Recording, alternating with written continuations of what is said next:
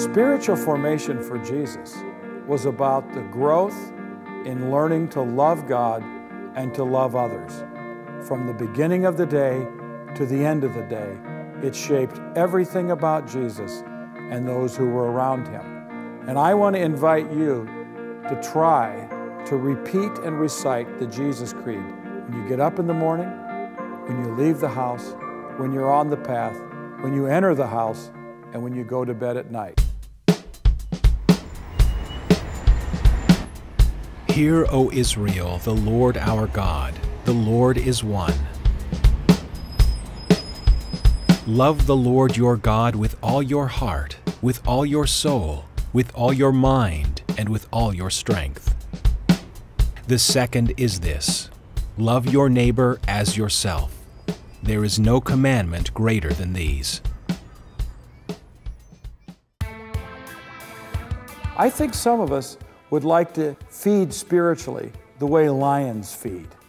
They eat and they sleep for days. But I learned a lesson last summer from hummingbirds.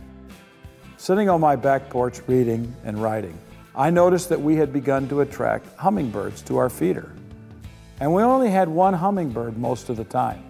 And I began to count how many times the hummingbird came to the feeder.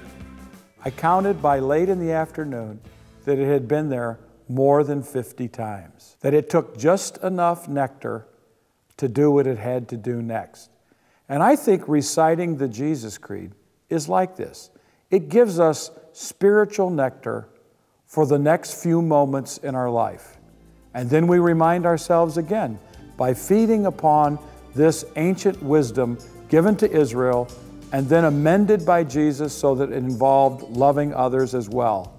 So that we repeat this over and over and over, and it provides for us the spiritual nurturance of how we are to live as followers of Jesus in our world.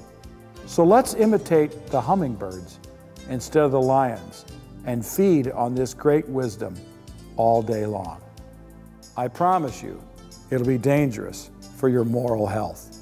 It'll remind you that you are called to love God and love others at all times.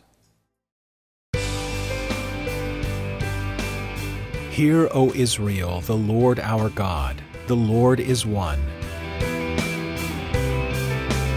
Love the Lord your God with all your heart, with all your soul, with all your mind, and with all your strength. The second is this: love your neighbor as yourself. There is no commandment greater than these.